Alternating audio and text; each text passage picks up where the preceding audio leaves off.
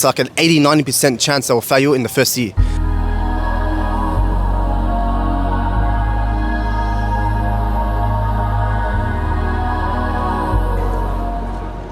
And we're thinking, yeah. All right, let's go again. Assalamu alaikum, guys. My name's Amir. I'm Miran. And we own Thingiz. What inspired you to open your restaurant? Was there a specific story or anything like that?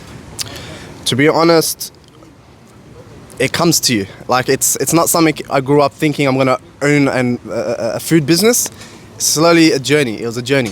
I grew up actually a lot with my parents. They opened restaurants and shops. And I worked around with them a lot. As I said, I was homeschooled, so I worked with them really hands-on. But to be honest, I didn't know what was going to be. I wasn't really fascinated in opening my own shop. But as time went, you realize why focus and open something or get into something and restart a whole new skill. I already had this knowledge in this field, and I thought the best thing to do is do what you're best at. And that's where we went. And alhamdulillah, the journey started from there. And we came together and opened the first shop. And inshallah, more to come. And then tell us a bit about like your backgrounds growing up and any inspiration behind Thingiz in particular, or the cuisine or anything like that. One time we were driving in the car and we thought everything that's happening in it's a good opportunity to now give people an alternative into eating something that doesn't support their. So that's really that. I remember we were in the car, we were driving, and I was like to him, we were like talking about it. We're like, it's a good time to start, a food business and give people an alternative other than Hungry Jack's and not Hungry Jack's, but McDonald's and KFC and all of those sort of things. So, and then we went into it, and then that's how we did it. Another thing I'd have to highlight is we're young people. We like to work in the community a lot. We like to put something effort as well, and we like to see the youngsters come here as well. We see a lot of young youth, they come around, they sit around. If you were to see just around us, there's a couple there, big groups coming in. And we advise them as well. When they come in, we like to, show that you can start any time, at any moment, Some of these blokes here working, they own their own barber shops, getting into their own food shops as well, and they're 14, 15. In fact, we have 2 workers at 13 right now, and they didn't stop bothering us until they wanted a job. We said, all right, we'll give you a job. We started small, and alhamdulillah, they could probably run the whole truck now. So inshallah, no, we got their parents' permission. Yeah, in fact, their parents bug me every day, telling me, put him on. So that's his mom saying that to me, So alhamdulillah, I heard as long as you have the parents' permission, they can come in, they can work. I think some people in society, they think, food truck opens, it's probably just some inexperienced person who's just had, a kind of hobby and he thinks he's going to be able to make good food. What sets you guys apart? What training do you have? Why do you think Thingiz has quality? Yeah, that's a very good question. In fact, when we started the business, we looked at the statistics of how many food trucks, actually how many food hospitality businesses fail. And it's like an 80-90% chance they will fail in the first year. I know a lot of brothers, they started at the same time and they've already closed by now. The thing is with this is that they don't have experience. It's a big thing. It's a very stressful job and you need experience. People ask us, can we open a food truck? How much is it? First thing I ask them, have you ever worked in a kitchen? They said no. It's not going to go too far, The good thing with a side business is that you see, it's very simple. You put it in there, open it, source it, send it. But alhamdulillah, you definitely need experience. It's one of those fields you definitely need. Alhamdulillah, as I said, I worked in the food business for a couple of years. I've been taught by my father and my mother. Mother was mainly managing the business. Dad was cooking, head chef, running it. So I've seen both sides. And that gave me the experience to do my own thing, open my own business. And yeah, so far it's doing really well. Okay, and then a lot of people watching this will see that you guys look very young.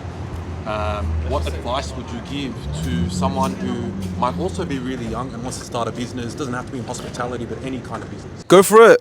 Work very, very, very hard, and don't forget Allah in all of it. Make sure you stay up, pray your tahajjuds. Make sure you make a lot of dua with every step that you do, because you can work as much as you want, but if you don't have the favor of having Allah on your side, well then it's gonna be near to impossible, or you're just gonna end up like everyone else. So have tawakkul and just have trust in Allah, and everything should go well, inshallah. He's right. The biggest importance, one of the biggest importance, is deen.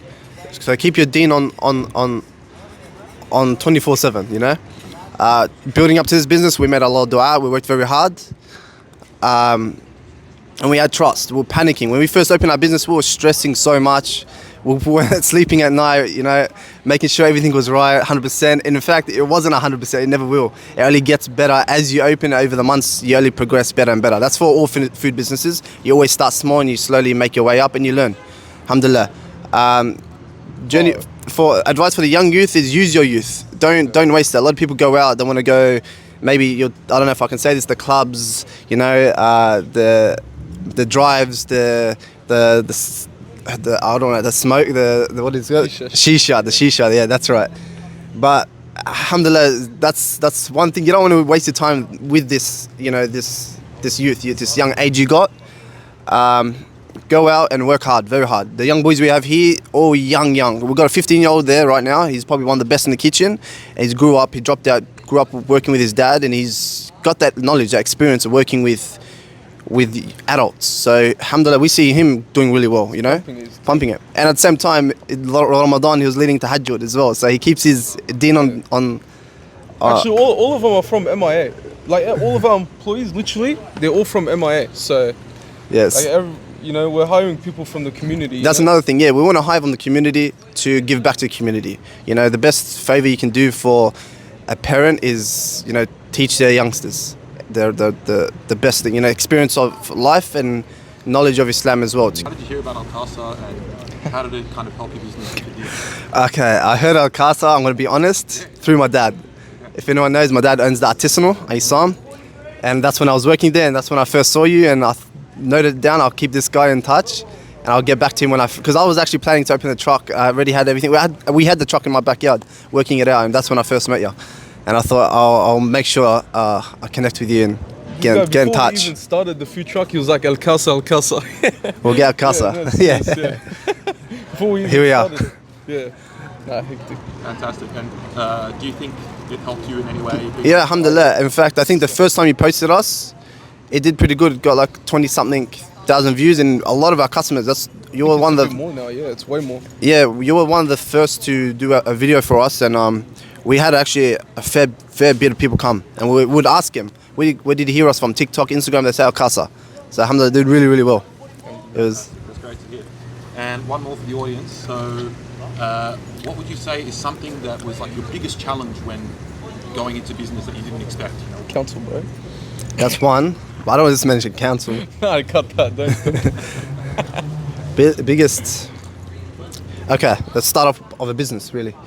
The biggest hardship we had for a business that we learnt, it's the chance of you just going viral and it just booms off is very, very small.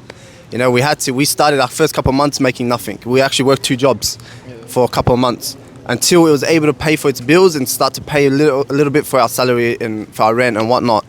That's how it really started.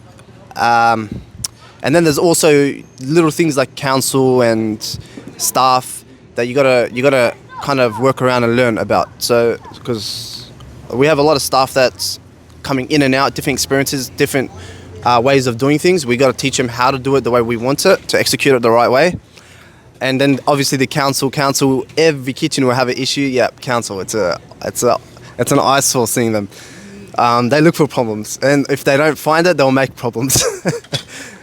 Alhamdulillah, but we made sure it's all goods. You learn, they find issues, you work on it, you work really well with them, and they'll look after you. I reckon also marketing. 100%. I reckon marketing, as good as the food is, if you're under the rock or under the bridge, not much people are gonna find you. So marketing, it took us actually a while to realize that the issue, sort of the issue of our business was marketing, and it took us a little bit more to like fix it, you know. But marketing, as long as you got your food is good, your customer service is good, and your marketing is good, the business should flow fine, you know. And last question, where do you see Thingiz in 5 years? Allahu alam, but inshallah, I see Thingiz in 5 years I want it to contribute a lot to the community and build, you know, a lot of franchises and get investors on board. But I want to, like, me and Amir, what we really deep down, what we want from Thingiz is we want it to be sort of like a way to fund the Islamic communities in Sydney, you know, like channel funds and sponsor a lot of you know, like youth programs and all of that sort of stuff. You know, that's just our goals. So, you know, inshallah, Allah puts it in the map and, you know, makes things happen. Should I tell the community as well? We've got a new, inshallah, working on a new location and a bigger truck, another truck. Oh yeah.